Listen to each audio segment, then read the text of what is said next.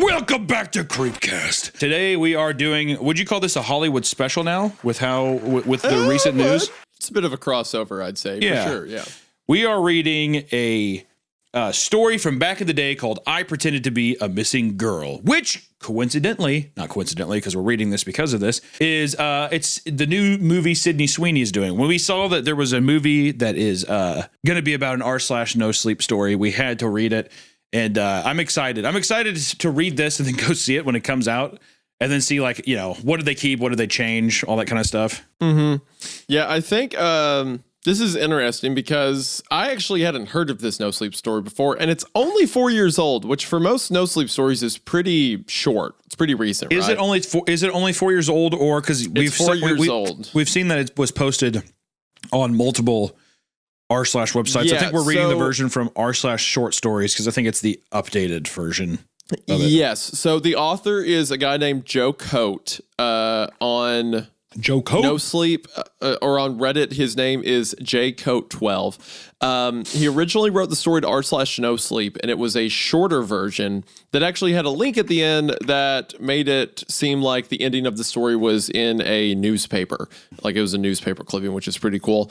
But then he decided to do a rewrite, add on to the story a bit more, and posted a second version of it in r/short story. So that's the version we're going to be reading today. But both of those say they were posted 4 years ago. So as far as like horror stories on Reddit goes, that's pretty recent from what we've seen. Yeah, no, definitely. Usually, I mean, if you would have told me, when I first heard about it, I was thinking of, oh, this is like a 2016 story, you know, that kind of golden era of people posting in there. So to see that it's only 4 years old, something like maybe a COVID story, probably maybe Joe was just, you know, sitting at home, like not doing shit. Maybe that's what inspired something out of this. So pretty curious to see, though. Sydney Sweeney, you know, master of film, as Isaiah said. And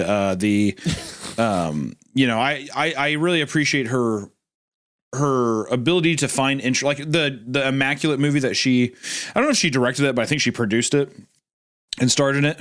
Yeah. But just still kind of weird, odd horror choice here. So I'm wondering where that hook is going to be in here as well. That maybe makes it kind of visually interesting to translate that to the screen. So I'm hoping that there's some goodies here.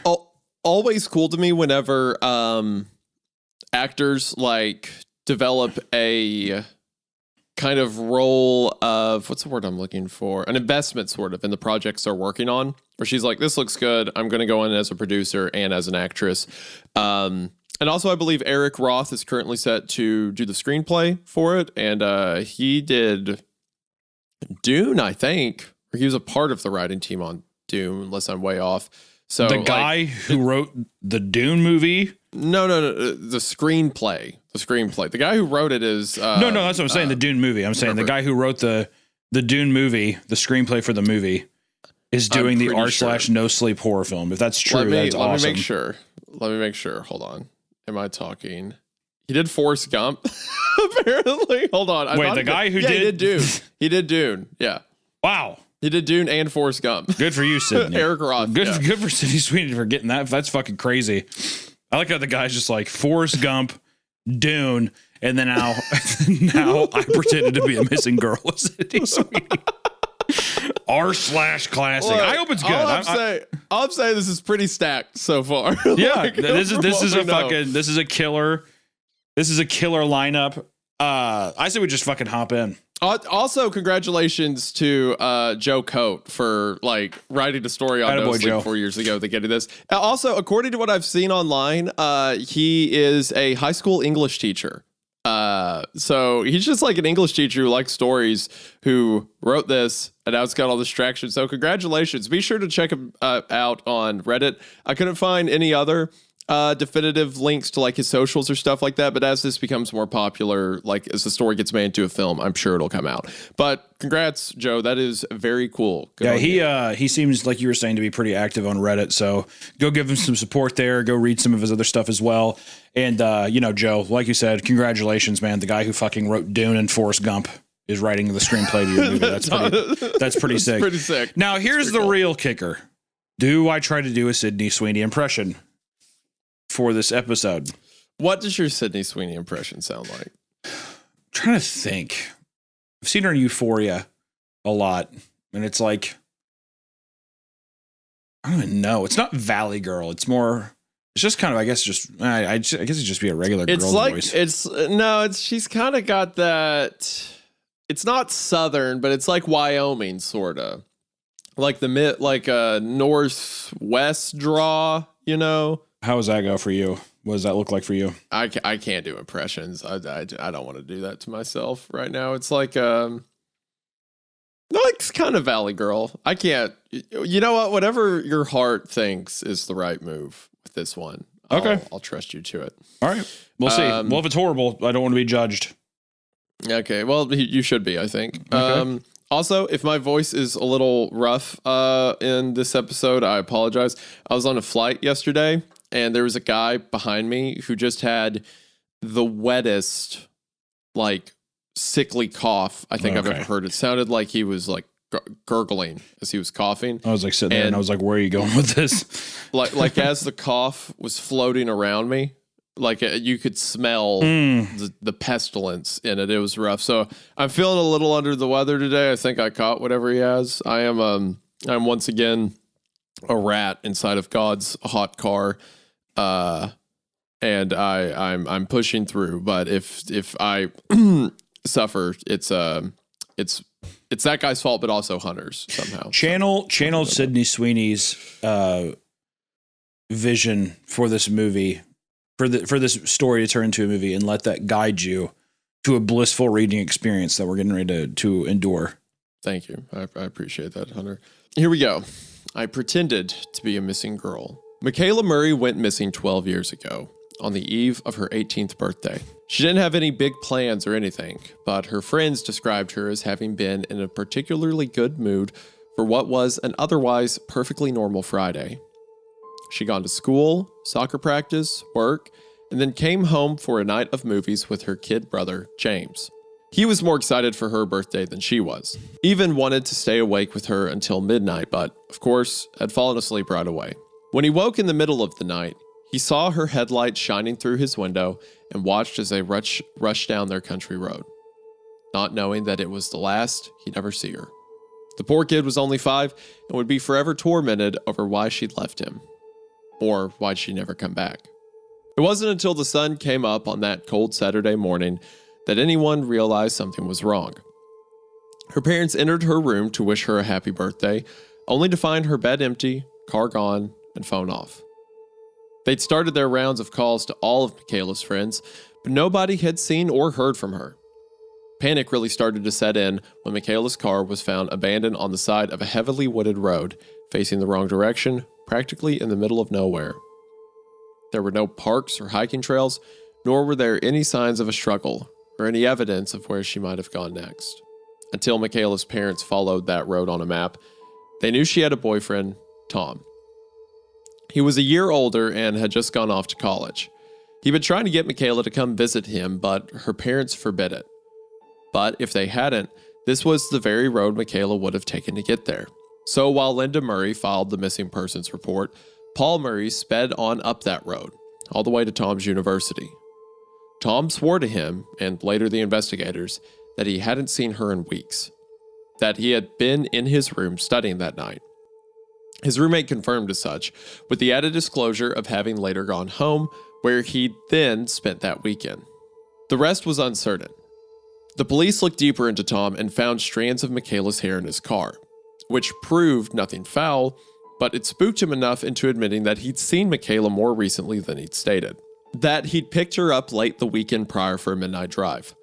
This sounded precisely like what had happened the night she'd gone missing, but police found nothing to substantiate it.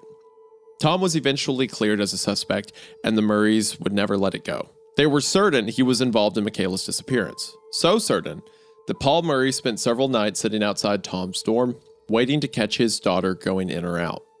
Tom's family wanted to press charges, but Paul had friends in the sheriff's office who assured the family that it would not happen again, and left Paul with a very stern warning.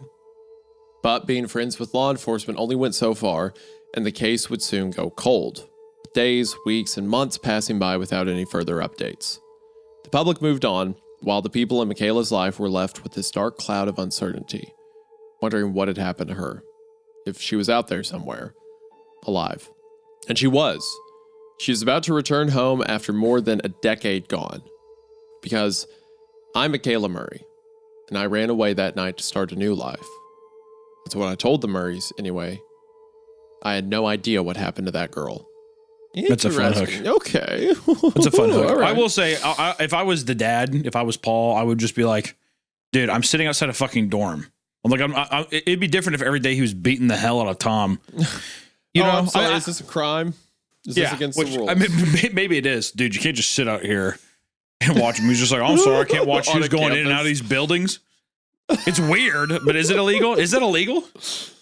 Makes it sound like I'm sitting outside the building. I don't. Oh my god! Like wait, is right that actually now, illegal? You're like, what's the problem? Is this a crime?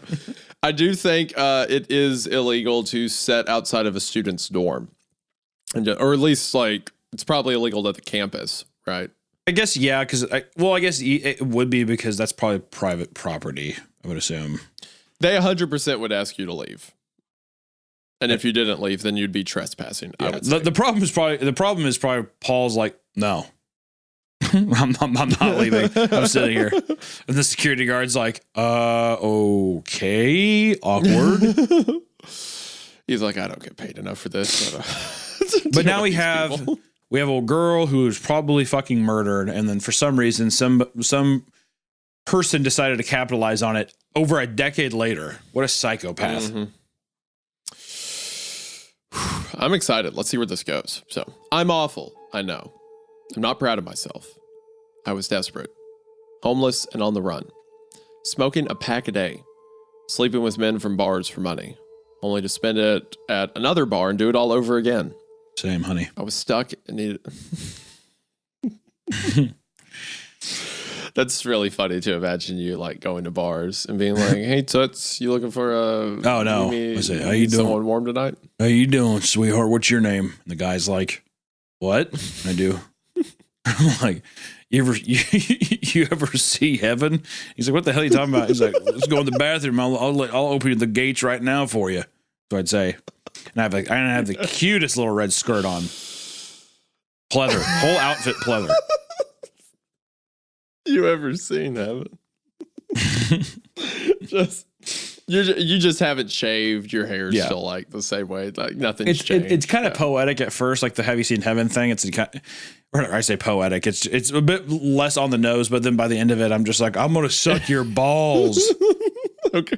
The guy, immediately the guy just like all euphemisms. Yeah, the guy just like beats the shit out of me. Damn, a simple no would have been fine. It's like you're like laying in the alley out back, like, all right, I'll see you around.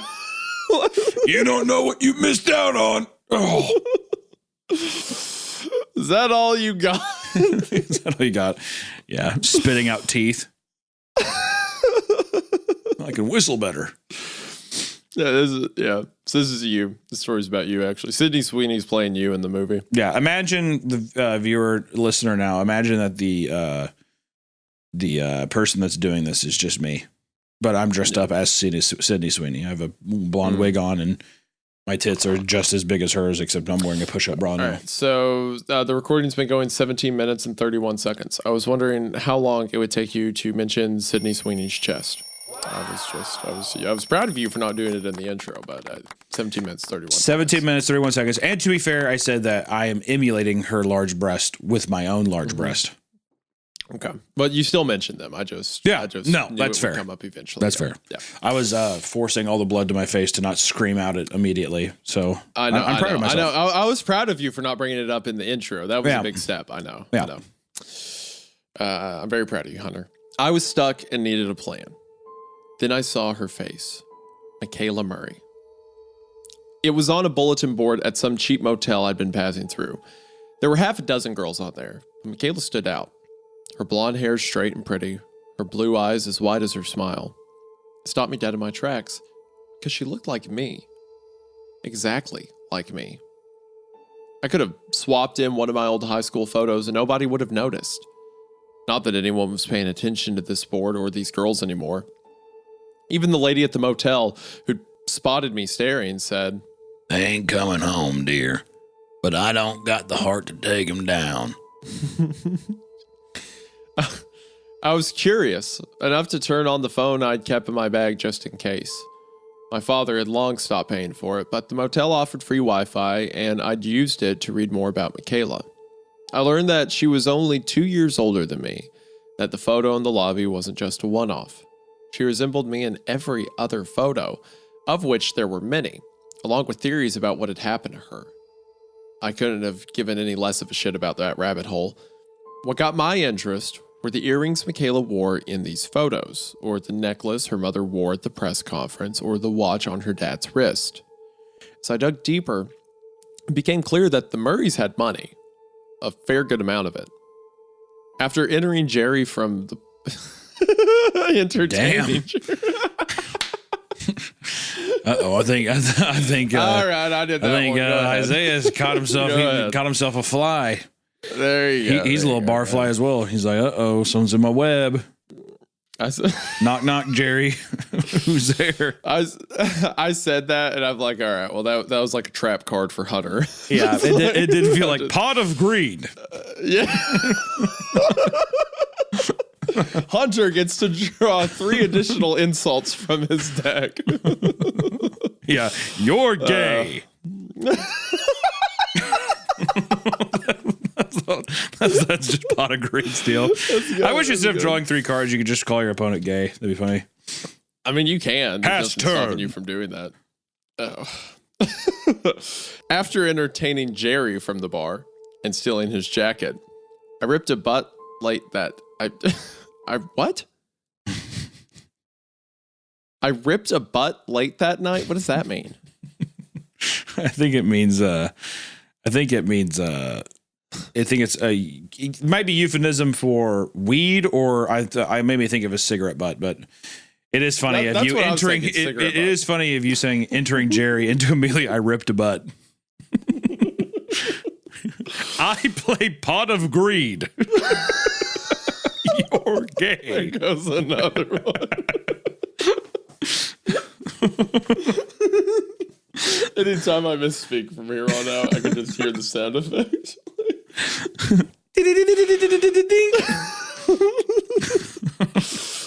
Okay, let me just do this sentence again. After entertaining Jerry from the bar and stealing his jacket, I ripped a butt late that night and decided one of those girls was coming home, and it was going to be me. That's it. I like the detail that, like, looking at the press conference photos and stuff, she noticed how much money they had by the jewelry they wore and like the earrings she had in pictures and stuff. Like, yeah, I don't know why. It made me think of Gone Girl, of like, yeah, just the press conference thing. Just they're not related really, but just the way that how I guess crafty the main character is in that movie, and just like able to manipulate situations and stuff. It's just cool. And also, yeah, if you were sitting there, you're like, holy fuck, I look like this person. And it's been over 10 years. I mean, I think plausibly you could be like, I feel like I could just fucking get away with this.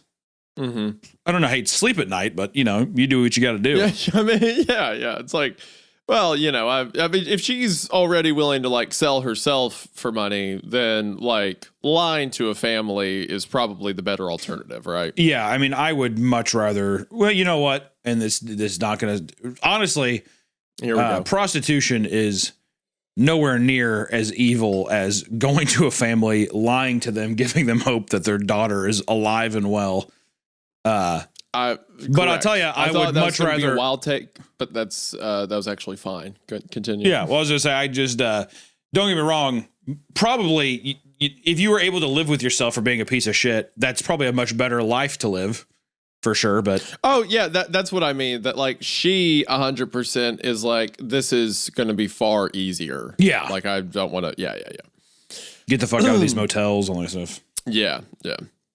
It's time to talk about something scary. Your health. I know I don't go to the doctor as much as I should. I have a diabetic foot that's rotting off, but I ignore that every day of my life. If I'm bleeding or feeling sick, I'll just lie in bed and sleep it away. That's only because I don't want to deal with appointments and talking to insurance ladies, you know. Ugh. That's why I use ZocDoc. ZocDoc is the free app and website where you can search and compare high-quality in-network doctors. Choose the right one for your needs and click to instantly book an appointment. We're talking about in-network appointments with more than 100,000 healthcare providers across every specialty, from mental health to dental health, eye care to skincare, and much, much more. And the nice thing about ZocDoc is that you can filter for doctors that take your insurance, are nearby, and are highly rated. It's super easy to use, and you can find an appointment time that works for you with the right doctor that fits your needs. Plus, ZocDoc appointments happen fast, typically within just 24 to 72 hours of booking. You can even score same-day appointments. Oh, you don't want to admit it, but you should probably see a doctor. So stop putting off those doctor's appointments and go to ZocDoc.com/Creepcast to find and instantly book a top-rated doctor today. That's ZocDoc.com/Creepcast. ZocDoc.com/Creepcast. Thank you, ZocDoc, for sponsoring this spooky episode. Uh-oh, let's get scared again. The Murrays still lived in the same house, an hour west of the small Michigan towns I'd been nesting in, which worked perfectly as I'd been toying with the idea of going back home to Chicago. It was a cheap way to justify the awful thing I was about to do, because in reality, there was no way I was actually going back home, even with Murray fortune in my pockets. It's frightening what we'll do to ensure we're the good guys in our story. So I dished out a small chunk of my remaining cash to hop on a bus. I felt no hesitation or fear. Sure, it was risky, but I wasn't planning on being there for more than a night. I'd done enough research on Michaela to get in, find what I could take, and get out. I was going to beg the family to give me one day before alerting anyone that I'd returned, to let me rest in my own bed before being swarmed by whatever media Nowhere, Indiana had to offer. After miles and miles of cornfields, I'd hoped to have plenty of time to escape that wave. When the bus arrived at the station, I couldn't help but notice how out of place it looked, like it had been copied and pasted from somewhere else, standing out among the rundown outlets, shops, and restaurants. I spotted a seedy-looking bar next to an even more questionable-looking mechanic and thought about making a detour. I needed a drink, but I couldn't. I had to make sure not to talk to anyone. Couldn't risk being mistaken for the town's longest missing girl. Not here. Not now.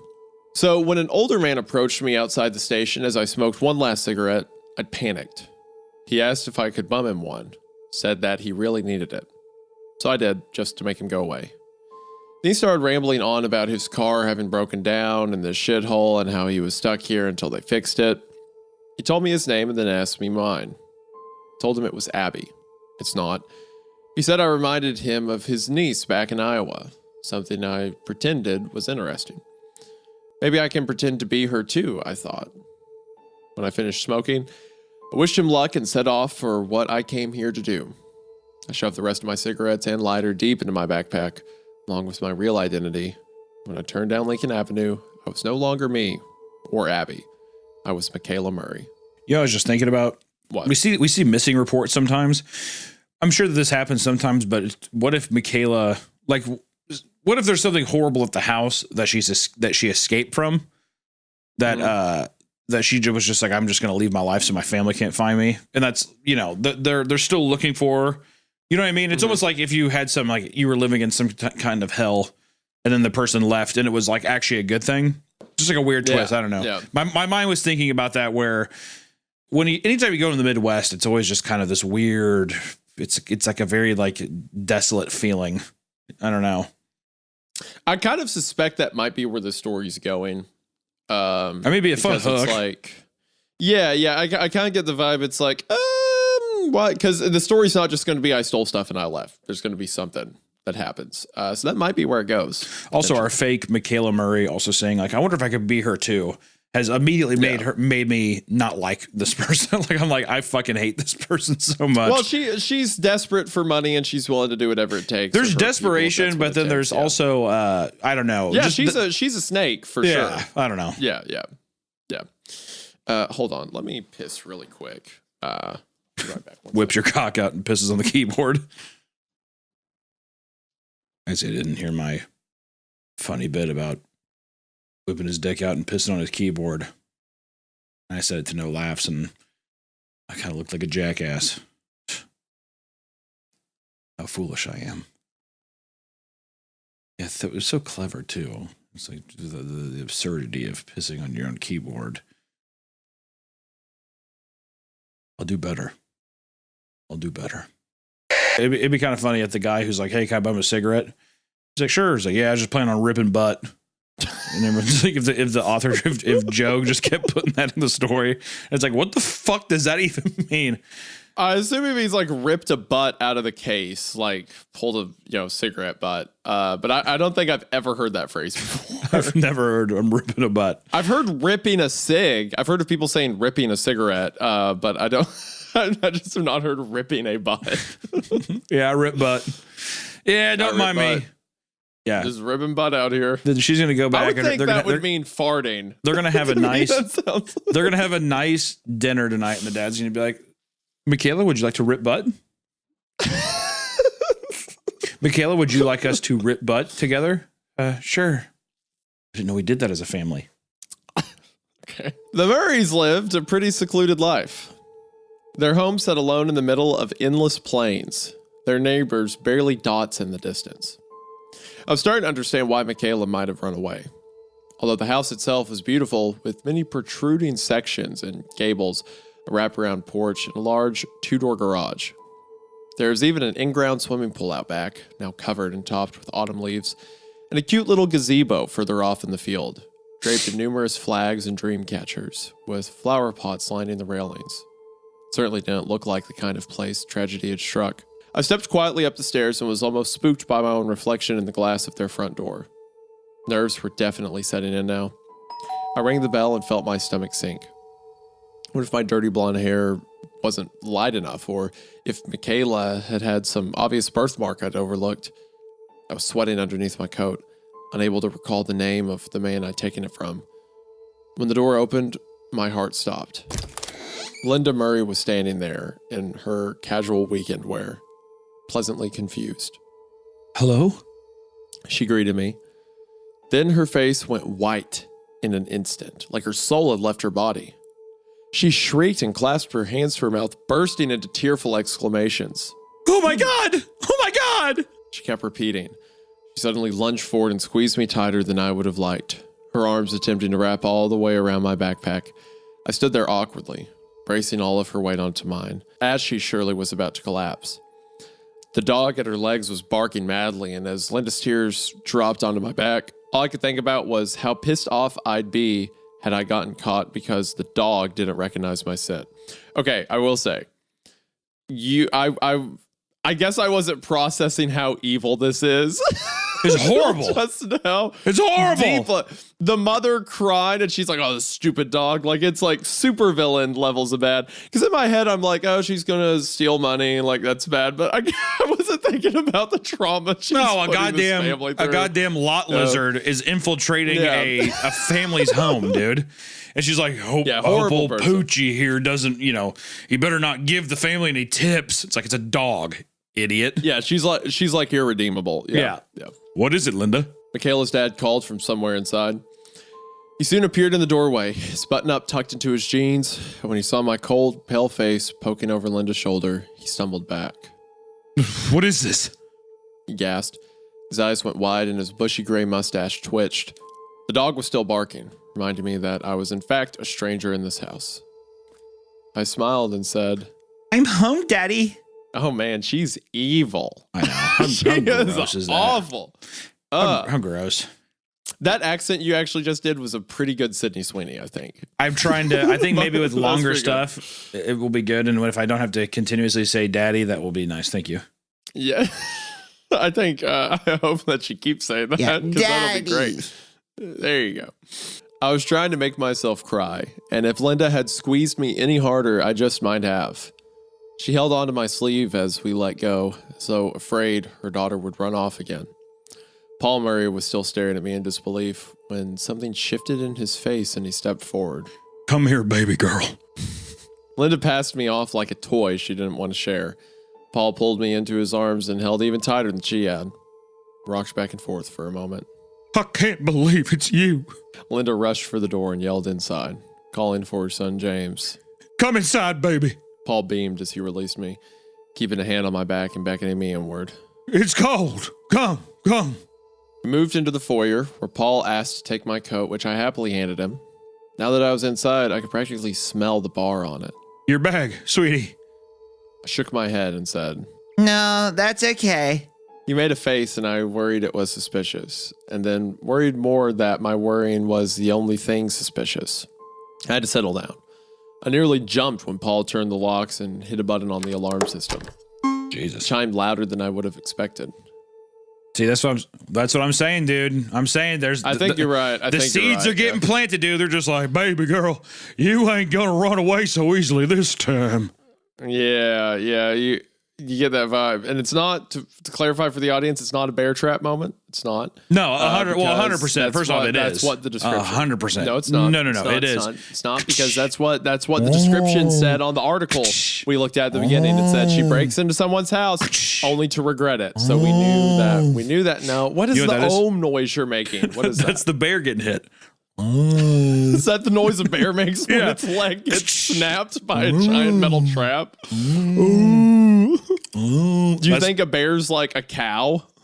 Well, have you caught a bear? Because I have many times. My bear trap goes off quite a bit. You shoot bears a lot. I don't think you do. What kind of bears are there in Kansas City, Missouri? Black bear? Grizzly? Black bears. Okay, grizzly.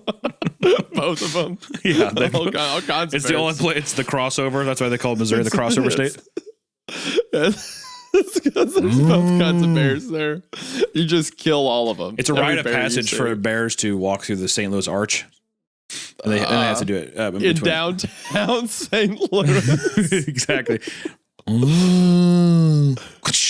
Do bears have rites of passage? Is that a thing bears do? That's one of them. Okay. What's another one? Eating fish mostly and sleeping. It's not. I mean, really, the St. Louis Arch is kind of the most flavorful one. All the other ones are where you got to. Let me get this straight. To be a bear, to like earn your bear rights, you have to eat fish, sleep, and pass through the St. Louis Arch. St. Louis. Well, some bears also getting caught in Hunter's bear trap is also a rite of passage. Mm-hmm. So your bear trap isn't just a mental thing. You have also, to be fair, we don't even know yet. We don't know yet if the bear trap actually hit. I think it's hit. Okay, first off, finish what you said. Finish what you said. I think you're right, is what you're going to say. That's what you're going to say. You backed up out of it. And you cut me off. No, you cut me off. I didn't back out of it. You cut me off. So I'm not trap card activated. I'm not going to fish what I'm saying. Pot of agreed. So, shut up. So I'm saying if I had a bear trap, I would coincidentally, in this occasion, set mine where yours is. Like, that was a good lay. To get out of here. As opposed to your 17 other bear traps that are off in the brush somewhere, aren't even turned on, aren't even activated. They're just shut up and thrown into the weeds. This was a good placement in this occasion. Don't be afraid of the screams in the night. They are just the bears passing through. Have you ever seen Top Gear? Yeah, well, not all of it, but I've seen episodes. Yeah, have you seen the clip where Jeremy sets up claymores for alligators around their camp? No, I haven't seen that. My wife likes Clark's Farm or whatever. That show too. Anyways, let's fucking read the story. Yeah, anyway, the story. It chimed louder than I would have expected. I wondered if all this had always existed or if it was a result of their daughter having slipped out one night, never to be seen again. One of her coats still hung on a hook by the door, untouched after all these years. Now mine hung next to it. Well, Danny's, or whatever. As we moved even further inside, I was blown away by how nice this place was. So much so that I'd slipped and let it show. Nothing in this house was supposed to be surprising to me.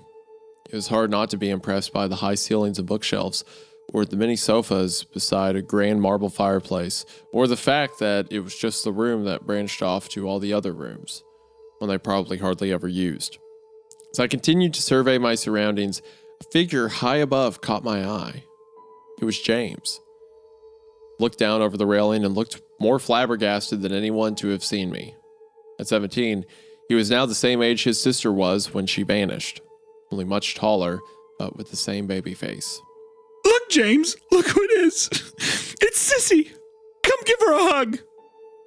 I wanted to puke. Man, she is awful. Well, I think now she's like, I think she's feeling nervous now. I think that I think she's, yeah, maybe. I think they're trying to humanize her a bit. I think even Joe's just like, Jesus Christ, this chick sucks. Like, all right, now she wants to puke. All right, there we go. James didn't move right away. And when he did, it was this slow, cautious crawl. I figured surely, of all people, I'd have been safest around James. After all, he'd hardly ever known his sister. Yet the baby blue eyes behind his jet black hair were piercing into mine, searching for the girl he so dearly missed. I couldn't think of what to say to him. I was distracted by the feel of the cigarettes in my bag. I needed one. Hi. Was all he mustered, stopping at the foot of the stairs. Hey, Goober. I had no idea if that was something Michaela ever called him. Yeah, she's just like dynamite. Just making up pet names on the fly. Okay, where's the food? Where's dinner at? Mamacita? Old Pops? To be fair, the mom and dads are throwing around pet names a lot. Baby, sissy, all that kind of shit. Yeah. So he's like, Goober? Yeah. Hey, That's Goober. Also really funny.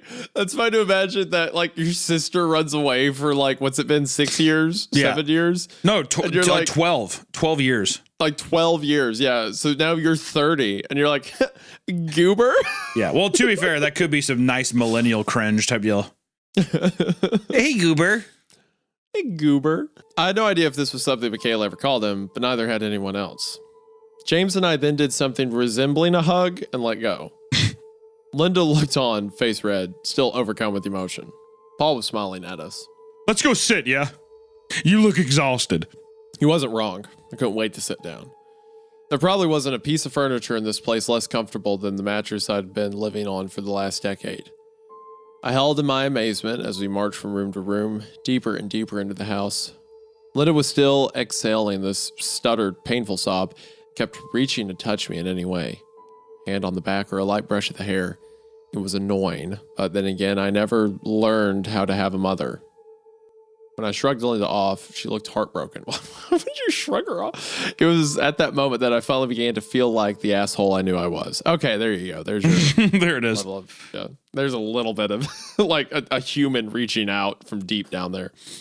After passing through the kitchen and down another hall, we stopped in their second, larger living room. It was very open, the ceiling reaching all the way up to the third story, with photos lined as high as a ladder could reach. I followed Michaela's progression of school photos, remarking how eerily similar they were to mine, and how they were one photo short. There was an upper level behind us, where a grand piano sat in one corner and a bar in the other, separated by yet another fireplace. I imagined how nice a Christmas tree must have looked in here, even during the day with the natural light coming in through the sliding glass doors to the back porch.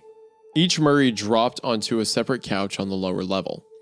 Paul gestured for me to sit next to Linda, who, of course, was eager to be next to me. James was slouched directly across, staring down at the ground.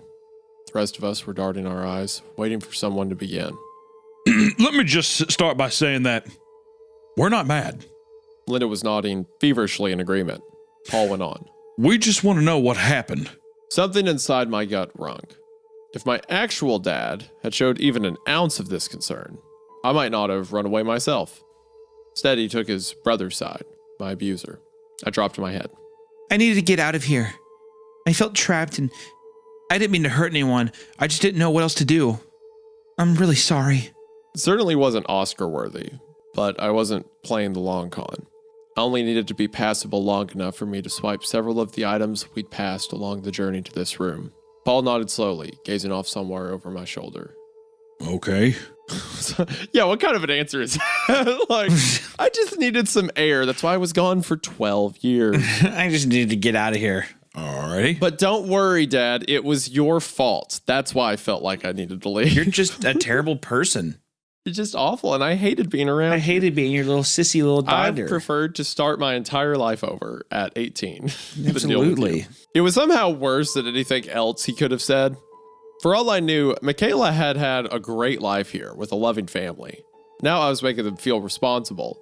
Each of them was staring off somewhere, letting my story sink into their minds. I wanted to sink into the couch. Where did you go, Michaela? Linda suddenly wondered. Paul leaned forward. No, Linda, it's okay. She's not a little girl anymore. That's her business. Listen, baby girl, we don't have to talk about it if you don't want. All that matters now is that you're home and you're safe. Funny enough, by the way, audience, that's just what Hunter sounds like when he's not recording videos. Baby girl. That's exactly what it sounds like. It's his Midwest accent coming out. Like when we're like recording, he's like talking in his normal, like, you know, kind of YouTube speak, just general American accent. And then the moment we get off, he's like, all right, I say, are we looking to go to I pretty Raising much Cane's, told I live Waffle now House? anytime I can. Also, I will say it's kind of fucked up that every time I read baby girl, I hear when you say it. You say baby girl a lot. I say baby girl a lot? Yeah. I do say baby girl a lot, don't I? You do. That and gamer. I do. Does that bother you that I say gamer a lot? I mean, not really. It's just we're talking about words you say a lot. I do that a lot. Anytime I like start talking to her, I'm like, "Hey, gamer, what's up?" I got that. Sounds good, baby girl. My friend operator Drewski, who's a YouTuber, says gamer all the time, and I started taking that from him because he'll always call me gamer, so I started calling everyone else gamer. The baby girl, I think, was my own invention. I always say, "Sounds good, baby girl." That's very cute. That when you hear baby girl, you think of me. That's so cute. The fan cams are going to love that. The editors are going to love that. Yeah. It's awesome. Have you seen that? I love when a 30-year-old man calls me baby girl. That's great. I'm 25. All right, 25. sure. Let's round up. We can round up. I say, well, if I rounded up for you, it'd be like 78 for one. We don't have to. We're splitting hairs at this point, but it doesn't matter. Anytime me or you have a moment on the podcast where we say something slightly flirty or romantic, so someone will go post it on Reddit or TikTok, and all the comments will say, "Do they know it's legal? Like, do they know they don't have to hide it?" Like, that's what they're going to say to this clip that I said. So, well, I'm grossed out by it. But that's just me. Yeah, that's good. Whatever you say, baby girl. He reached for my hands and held on gently. It was strangely comforting. For the first time in my life, I'd felt cared for and safe. In my short time there, I'd completely flipped my thinking. What if Michaela was just another stupid teenager rebelling against her parents who were only trying to protect her? What if she'd sneaked out to celebrate her 18th birthday with her college boyfriend at some frat party?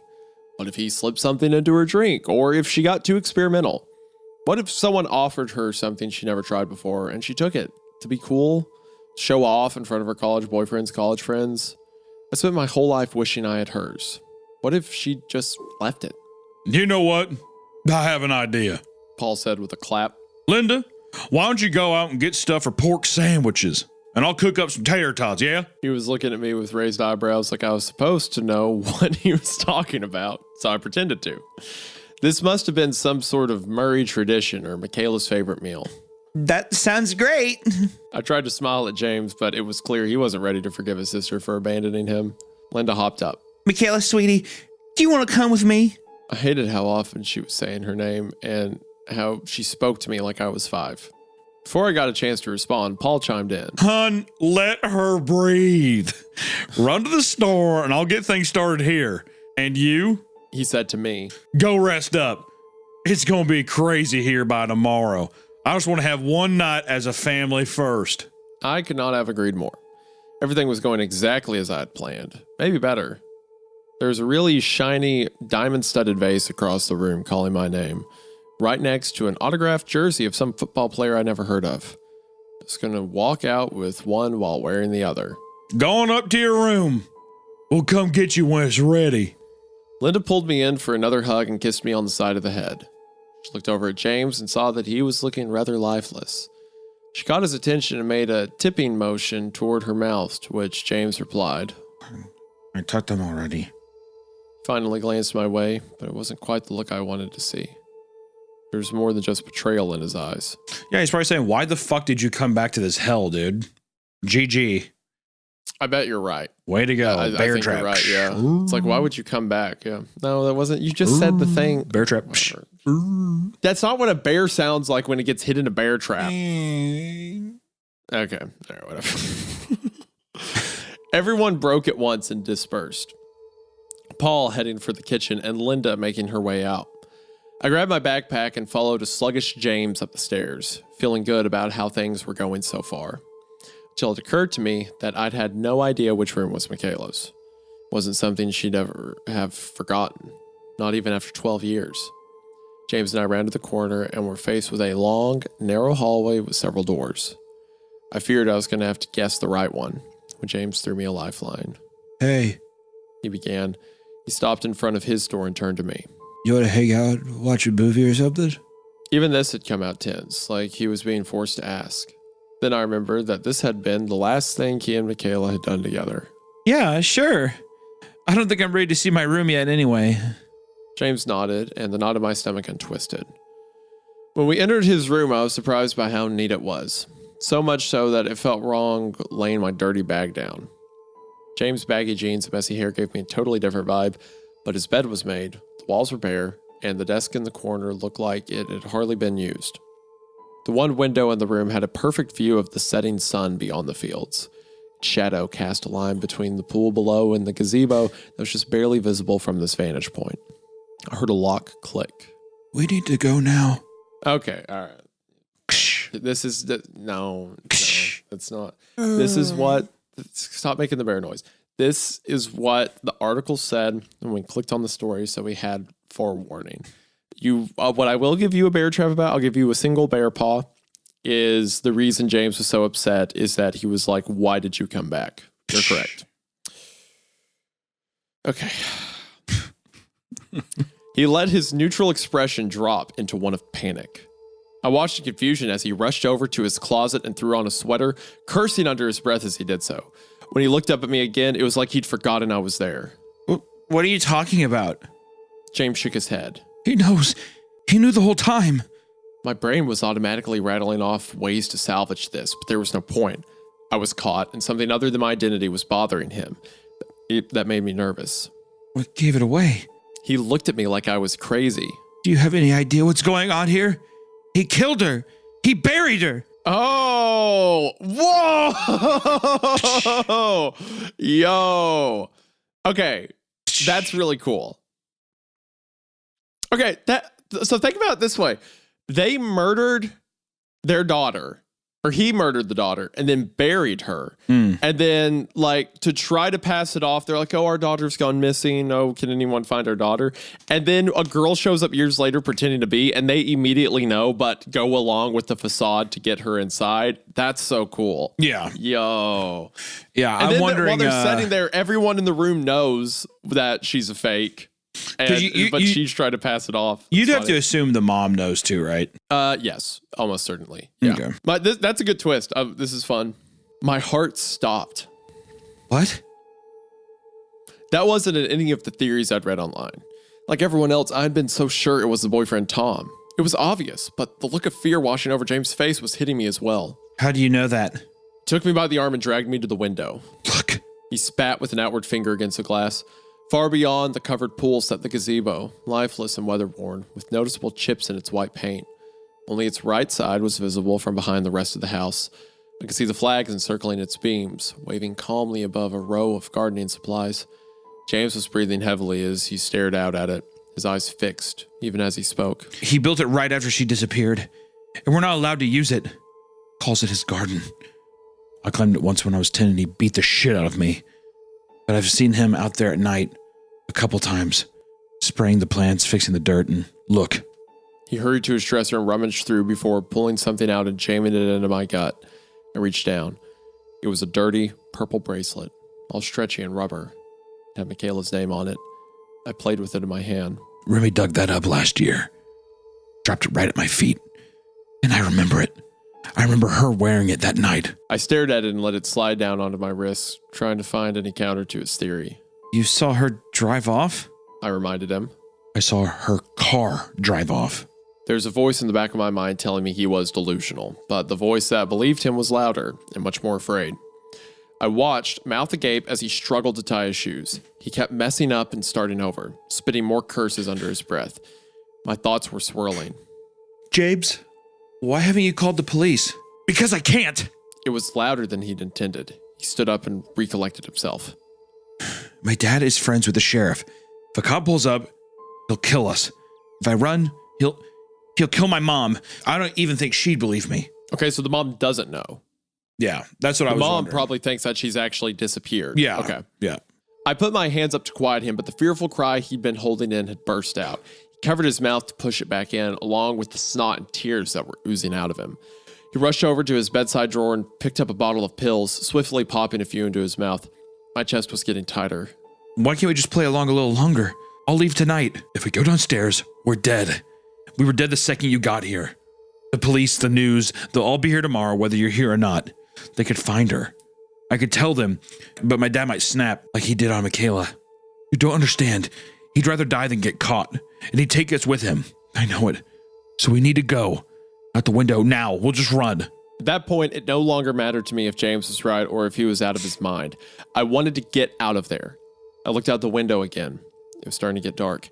I would have preferred a more casual escape over jumping off the roof, but if what he was saying was true, then we had no choice. I was craving a cigarette more than ever, and that alone was almost enough to get me on that roof. We could take a bus. It's how I got here. It's only a couple miles that way. I know where it is. We should just stay off the roads. We can use the fields for cover, and then once we... There was a knock at the door. James? It was Paul. He tried turning the handle. Everything all right in there? Without hesitation, James ran for the window and opened it. I could hear the faint chime of the alarm from somewhere out in the hall.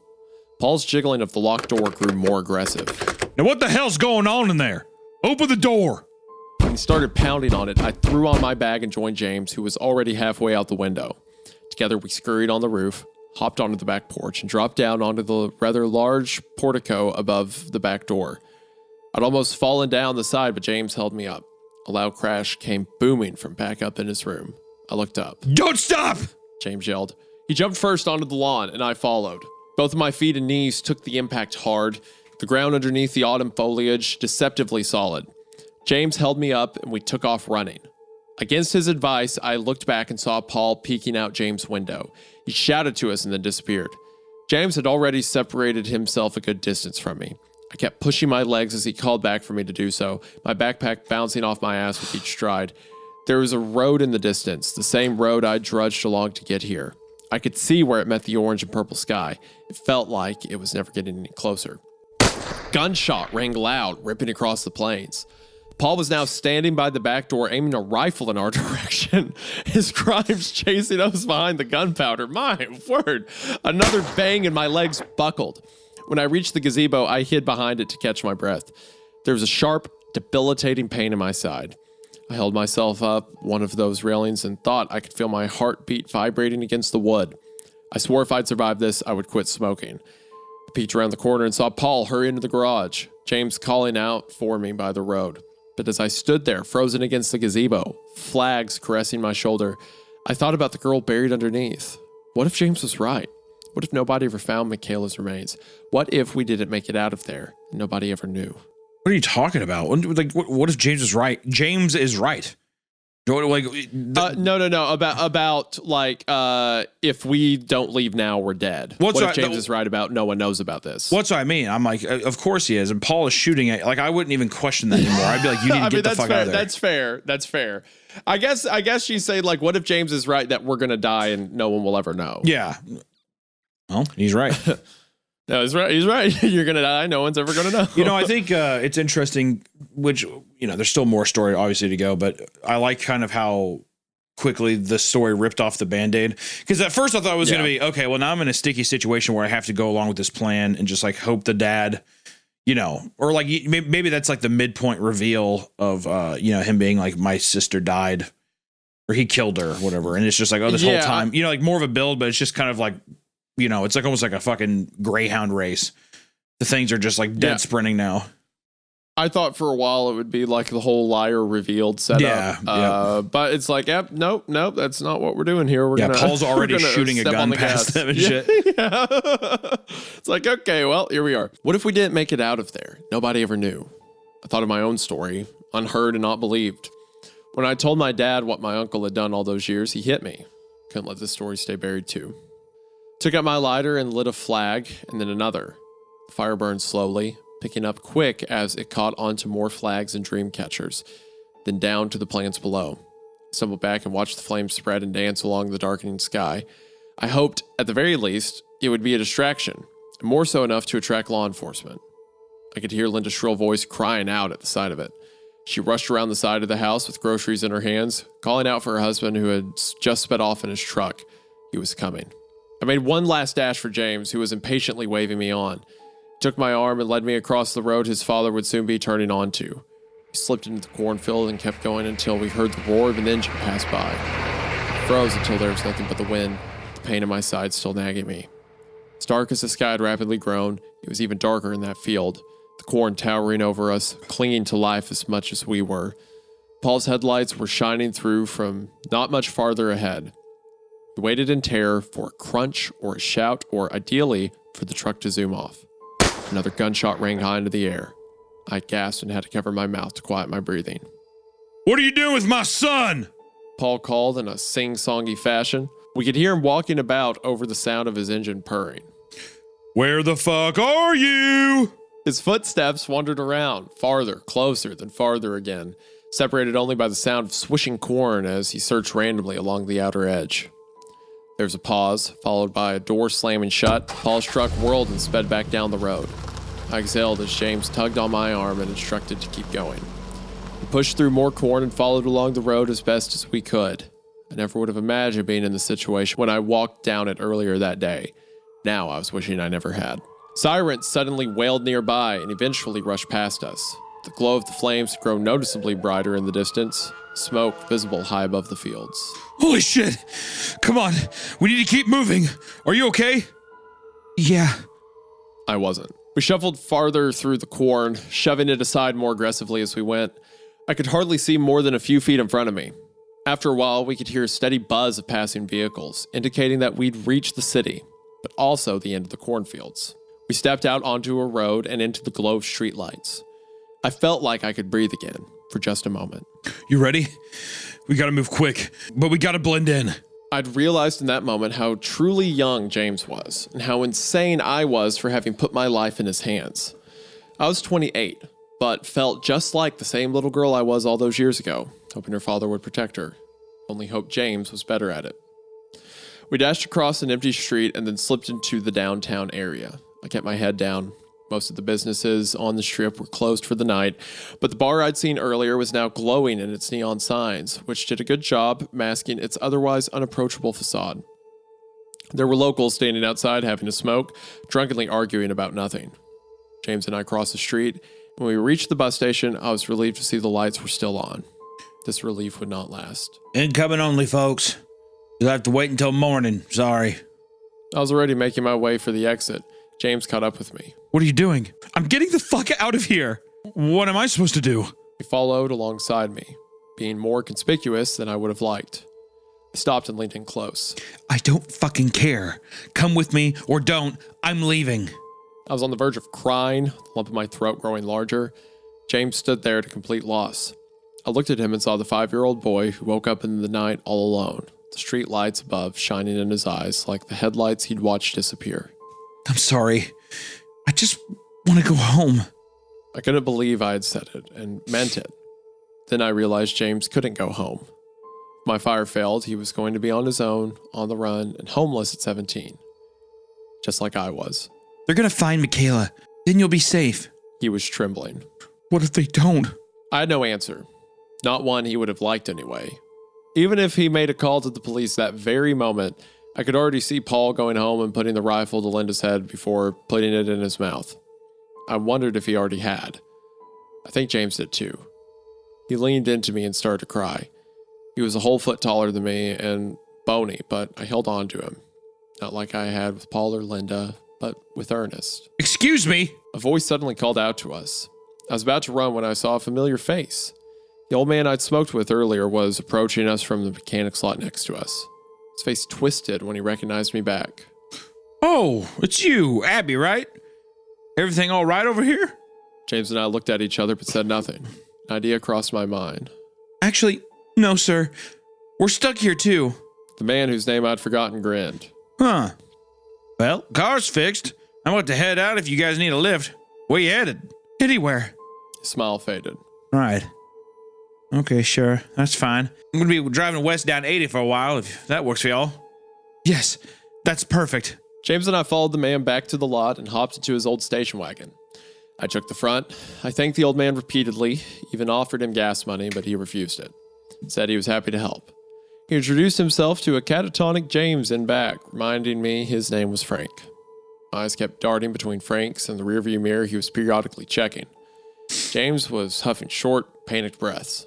I wondered if he needed his meds. We drove in silence for a while. You couldn't see anything beyond the headlights' path, just a deep, empty void. The old man tried to spark up conversation, but neither James nor I were up for it. He asked if we wanted the radio on or off, if we were hungry, if we were cold, hot. Each time I told him we were fine. Took the hint and we drove for hours down the same stretch of highway, having barely spoken, until James had fallen asleep. I know it ain't my business, young lady, but are you sure you and your friend are okay? Frank kept his voice just above the hum of the radio. I assured him once more we were fine, and even though my mind was still back on Lincoln Avenue, wondering what had been happening that very moment at the Murray household, if the flames revealed the truth below, or if they were extinguished before they got the chance. I played an imagined scene in my mind over and over. The fire trucks, the inspection of the damage, Paul watching eagerly nearby, ready to run, the discovery of bones, the call to the sheriff, the arrest of the man he'd known and tried to help all those years ago, or whom he might now have to hunt down. Well, at least tell me your real name, Frank asked, bringing me back to reality. He had so clearly been withholding the truth from this poor man. All he wanted was just a small piece of it, maybe so he could justify the crazy thing he had done that day. Looked down at my fidgeting hands and noticed the purple bracelet still tight on my wrists, the pink lettering of Michaela's name flashing with every passing street light. I'd forgotten that I was still wearing it. I thought about how badly I wanted to give her the ending she deserved, the one she'd wanted for herself, an escape, freedom. How easy it would have been to do it, to say her name. It's Rachel. I uttered instead. Frank smiled at me. Well, Rachel, it's nice to finally meet you. I let him drive us another hour. It was almost midnight. When I woke James to get out, he jumped. I had Frank drop us off at a cheap bed and breakfast, something I'd grown quite accustomed to over the years. I tried once more to pay him, but he wound up giving me money instead. It wasn't much, but the gesture alone was beyond kind. In spite of everything I'd been through that day and all that came before it, it wasn't any less meaningful coming across someone as genuinely good as that man. I felt bad that I lied to him about my name again. That's a fun little way to end that little section of the story. It's like we still don't know her. This story has, I'm like, the emotion worked, you know, like her, like she came from a troubled background and now she kind of sees James in the same position she was. So she feels like this kind of like duty to help him in spite of herself and stuff like that. Like, even if it's kind of a kind of played out thing of like the person who went through trouble wanting to help someone else through the trouble. I like it. Well, it's not only James, but I mean, it's stumbling across a different version of her own life of a man who was abusing this girl or had been abusing, but basically murdered his daughter the same way that like her father neglected her. It's just like a different outcome. It's like reliving that basically that past horrible experience. And now kind of given the opportunity to right the wrongs of this girl and give her a proper send off, you know, right now. And I think that's where the direction's going to head, is her being like, fuck this. They deserve, like, she deserves to have like that people deserve to know, you know, like to not have to, you don't have to live in that lie of like, oh, she's missing. Cause that's the whole thing too, is that with her own thing of with her uncle doing the said things as well. That's something that no one ever believed or no one cared to believe. Yeah. So now it's time to reveal that, I think. And that's going to be the redemption arc. Maybe I can't write what happened to me, but maybe I can write like the narrative around this girl. Yeah. James and I shared a bed, sleeping head to toe beside a rattling air conditioner. I wouldn't have slept anyway. I was plenty happy with the 4 hours I got. I woke early the following morning. I stepped outside for a cigarette and enjoyed every moment of it. I'd quit another day. James was sitting up in bed by the time I went back inside. His hair an awful mess, his tired eyes red. He'd asked me what our plan was. He was impatient, and I understood. I told him that we should eat breakfast first and figure it out from there. It had almost been an entire day since I'd last eaten. When we entered the dining area, we saw that there was only a few other guests inside. I still wanted a table and back, but James insisted we sit by the bar where a TV was playing the news. I gave in. He's worried about his mother, and I couldn't blame him for that. I'd have been worried about mine too if she were still alive. I was really hoping this aspect of our lives remained different. James was glued to the TV. even as the waitress came and took our order. You're going to drive yourself crazy. Told him as she walked away. He shook his head at me and kept his eyes fixed. We sat in silence as we waited for our food, potentially news. Your coat. You left your coat at my house. I laughed, to which James blinked. It's not my coat. Whose is it? Some guy named Scott, I think. Maybe Jordan. It wasn't long before the waitress arrived with our meals. We ordered the same thing, only my eggs were scrambled. There was something about the smell of bacon and home fries that brought comfort strong enough to make you forget that you were on the run. I moaned at the first bite. Probably could have eaten both plates. You didn't have to moan. I even thought I saw a moment of calm in James's face as he ate. The TV caught our attention. Thank you, John. Authorities say they responded early last night to a fire in one very familiar Indiana home, the home of Michaela Murray. James nearly fell out of his seat. Dropped my fork, and home fry fell on the floor. Missing since 2008, Michaela's disappearance is one that rocked the small town of Millersburg, Indiana, but left many hopeful that she was still out there, listening. But when authorities found her car abandoned near Elkhart River, just miles from her home, friends and family began to fear the worst. Michaela was gone. Her whereabouts never discovered. Until now. I wanted to turn back to James, but was afraid of the look on his face. When authorities cleared the scene last night at 1108 Lincoln Avenue, they made a shocking discovery that would answer a decade-long mystery, but spark a new one. It cut to the sheriff's press conference. He spoke matter-of-factly while cameras clicked all around him. The fire department responded to a 911 call around 5 p.m. last night. There was a gazebo on fire in the yard of the Murray residence, and when we assessed the damage, we discovered a bunker hidden underneath. Upon further inspection of the bunker, we found the body of a young woman and child. We indeed confirmed the woman to be Michaela Murray, but have no further information at this time. James squealed. They found her! That is insane that actually worked. Yeah, I'll be honest. I'm like, huh? I did not think that would happen. Yeah, I was like, wait, hold on. A young woman and child? No, so there's a child's body down there too? There's two bodies, but one of them they said they can't confirm is Michaela. So one of them's definitely Michaela, but there's also a child down there. Well, it could be. It almost sounds like it's the original wife and daughter, maybe. Oh, that's a good point. Okay. So, well, maybe. But anyway. Oh, God. Or it's Michaela and it doesn't. I'm not going to. Go ahead. Yeah, I know what you were thinking. I know where your brain, because my brain also put that together, but I'm like, I'm not going to entertain that thought out loud. Yeah. I ignored him, my face sunken. Waitresses and patrons were noticing our panic state. Something wasn't right. She'd been buried under there for so long, there shouldn't have been much to find. And a child? It is believed that Michaela had been held captive inside the bunker since that fateful day 12 years ago. Until last night, when tragically both she and the child suffered fatal smoke and oh my gosh. Oh my gosh. Oh no! Oh no! Oh God! No. Michaela got Rachel! She was in the bunker! Oh no! Oh Jesus! It is believed that Michaela had been held captive inside the bunker since that fateful day 12 years ago. And until last night, when tragically, both she and the child suffered fatal smoke inhalation resulting from the fire. Authorities have yet to confirm the identity of the child or who started the fire. Michaela's mother, Linda, is being questioned by police while federal officials search for her father, Paul, and brother, James, both of whom are now missing. If you have any information on their whereabouts, please call this number and stay tuned for more on this story. My God! Bro, talk about My a God! depressing end. Yo, oh no. Oh, the humanity. She was alive until last night. Wait, what? Oh my God, keep reading. I couldn't feel my body. I turned around and stared down at my shaking hands on the table, the world caving in on me. What happened? James cried. His breathing was heavy, his eyes bulging out of their sockets, staring at me bewildered. I finally looked at him. I killed Michaela. And that's it? She set the fire that killed her. And that's the story? That's where it is. That's the whole thing!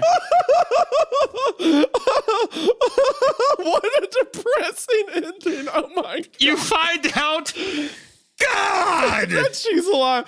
This girl who the whole ethos has been like, I'm gonna make her truth known. I'm gonna make her story known. I'm gonna do for her what no one did for me. And then it turns out and then she fucking killed her.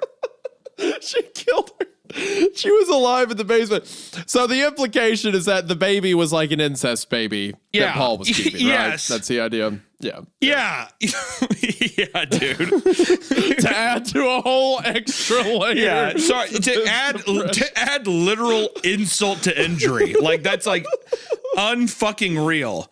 Also, I'm guessing that there's no shot that the mom does not know about this, right? I mean, maybe she does. Maybe she doesn't know that her daughter is in a bunker outside. You know. So the dad is buying baby clothes secretly and taking them Babies R Us bags out to the fucking. Baby was having like toys and Babies R Us bag. This was certainly like a Fallout bunker setup. Yeah. I don't think so. I think it's going to be he's like down there. That's so it's God. What? God. What a bummer ending. Well, she was alive, but we killed her halfway through the story. What the story is saying. The story just pretty much says your dad's going to like assault you. And like there's I don't even know what the fuck I'm trying to get out of this. She had more in common with Michaela than she thought. Oh God, yeah. Well, but well, her life was like her choice to run away was apparently the correct option, you know? Who? Our main character? Michaela. Or no, our main character ran away. Our main character is what I'm saying. Yeah. So Michaela gets kidnapped by her dad, thrown in the bunker. That explains why he suspects James of knowing something and then shoots at our protagonist as they're running away because like he's trying to keep his like his daughter who he's holding as like a mother of his skin like in the bunker, and he's like shooting at him as they're running away. I mean, I guess, I mean, on one hand, the fire worked by exposing what he was doing, but it also killed Michaela. That's such a crazy angle to take it. It is pretty awesome.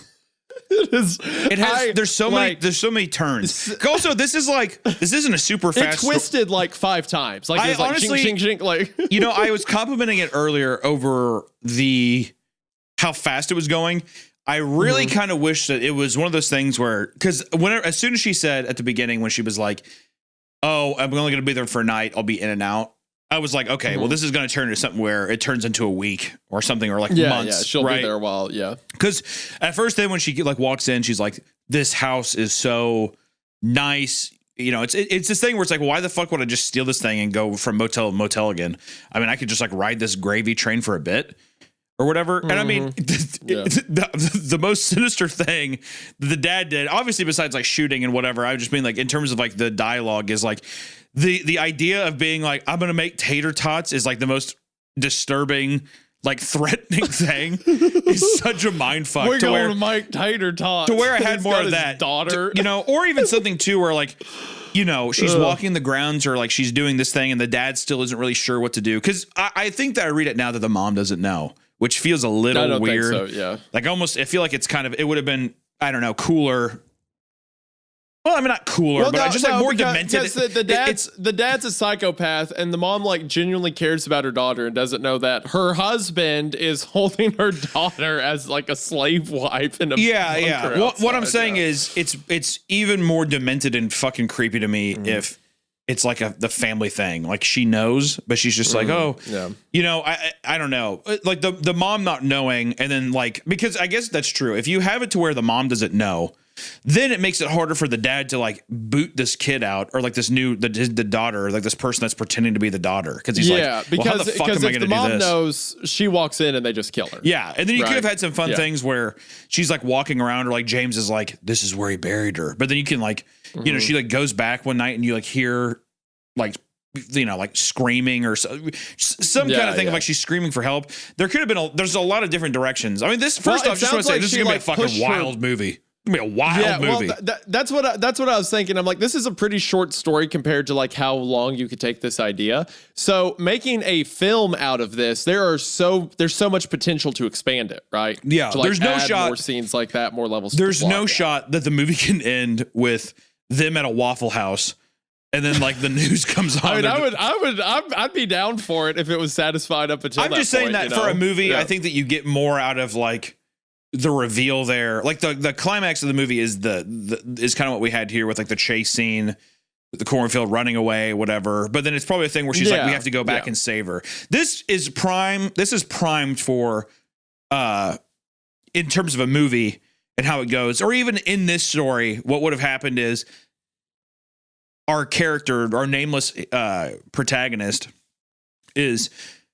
finds out that she's alive, and she's also like, you know, not even that the abuse thing, whatever. She finds out that she's alive, and then she's like, I cannot leave her, because she's been acting on selfish impulses this whole time, to where at the end she's like, fuck that, I'm going to save this person the same way that no one saved me, I'm going to save this person. And you go back, and it's going to be kind of like a pull her out that kind of way. You know what I mean?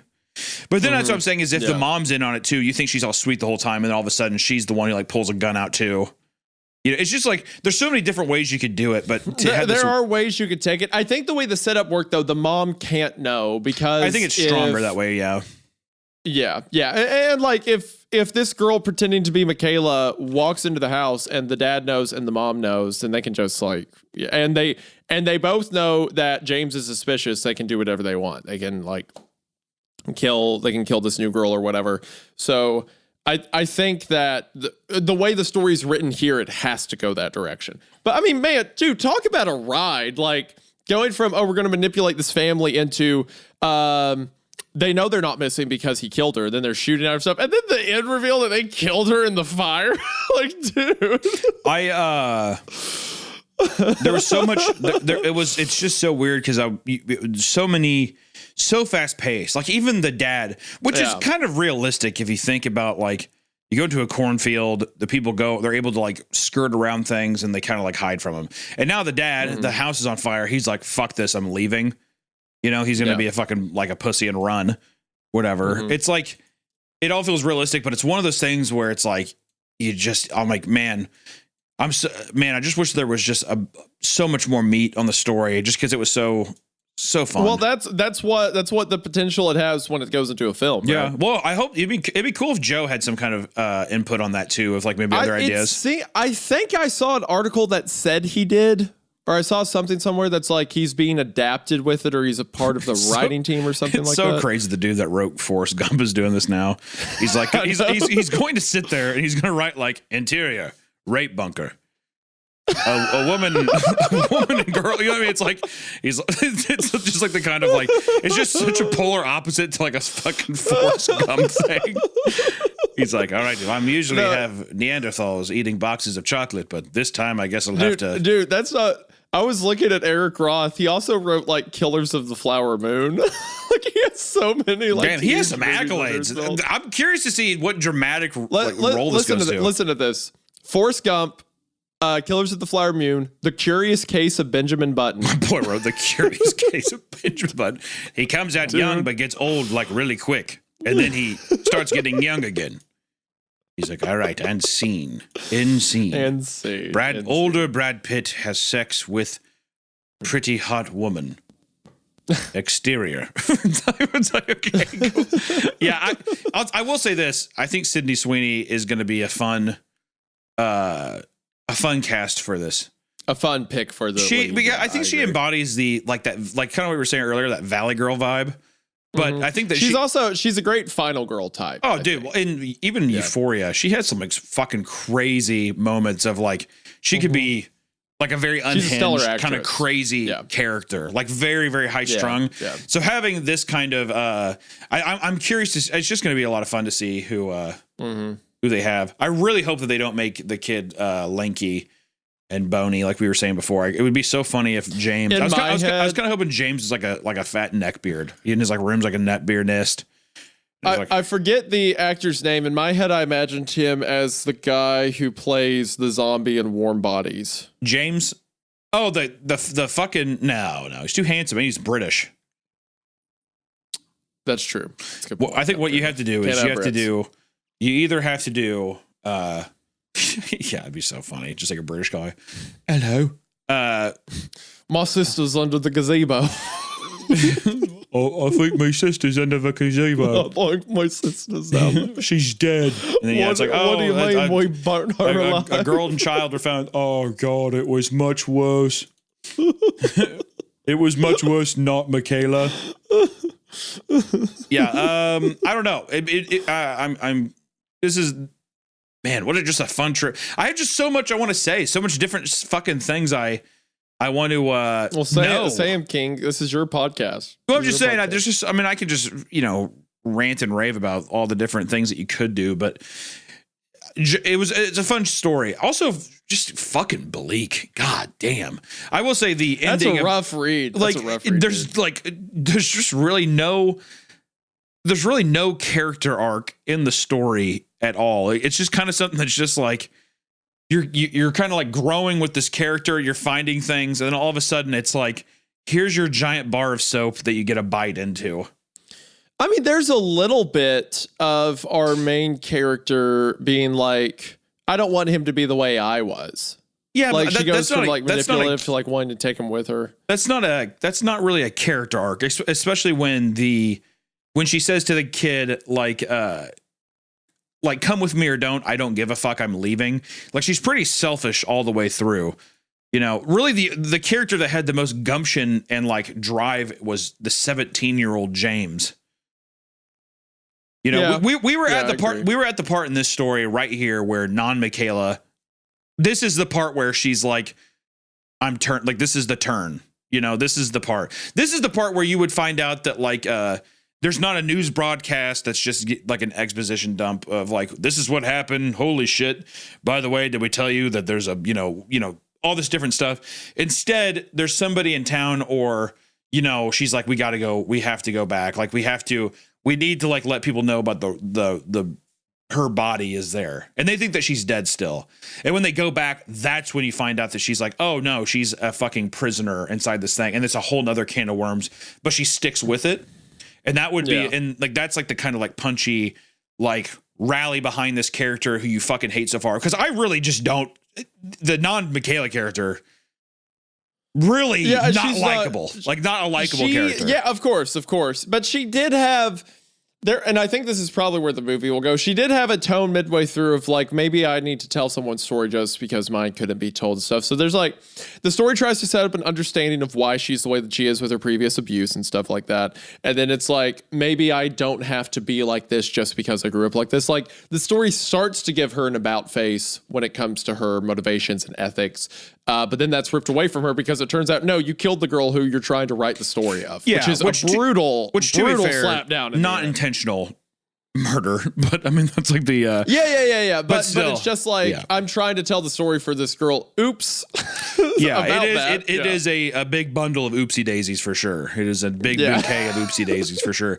But I think just more of that, because I think you can have a character that's like, I'm a victim of these circumstances that are fucking horrible, and I really enjoy that it's like, this girl is this person who is supposedly dead is a victim now of these circumstances as well.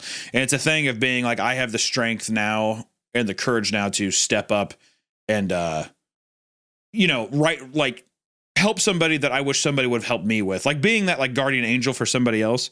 And it just gets like worse and worse.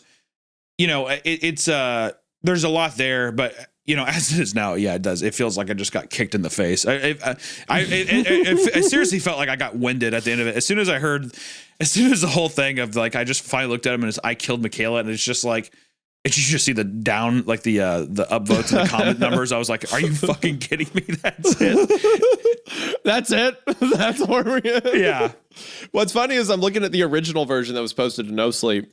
So the original version ends with that conversation in the car where the guy's like, will you at least tell me your name? And she gets out. And then it ends and says, I paused. I looked down at my hands. I'd forgotten I was still wearing it. And then says, relax. I didn't do what you think I did. That would have been a mistake. But when the old man dropped me off at the rest stop early the next morning, I saw that I'd already made a much bigger one.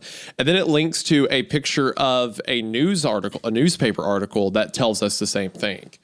That says, missing girl's body found. Late last evening, authorities responded to a house fire in Lincoln Avenue. And then we get the same readout of what happened. So that's how the original one ended. There's interesting setups there, too, with like this man that is kind of like a weird older guy who seems shady, and we've done these. She's basically been prostituting herself out to other people, but then you have a character, this male character, who is just helping her out of the kindness of her heart and does help her out, gives her money, and there's no like sexual interaction or whatever. It's a nice, it's a little seed that I think is a good plot motivator for a character to be like, not everyone is horrible. Like, I can't like let this thing define me, whatever. And there's good people out there, right? That's like and James was a good person. Yeah, James was cool too. It's one of those things where it's like you get to, humanity can be shown that like lets you, because her being because she's like a selfish person, it's like makes total sense that you've been on your own, you've had to like do horrible shit to survive. So yeah, you're going to be jaded, you're going to be bitter, and you're going to be a character that's just like, I don't give a fuck, I'm going to focus on myself. But you can have that moment where little pieces of humanity are coming through. I kind of like this comment, by the way. The top comment on this post is a girl, Pringles697, says, "Oh, I love this one. I thought she was going to live with them for a while and drain their money. Nice twist. Super sad and fucked up ending. Very well written." And then our boy Joe comments, and this is what he says, and I think this is kind of fucked. He says, "Thank you. This one really kicked my butt, but I was super late. I was up super late almost every night trying to get it right.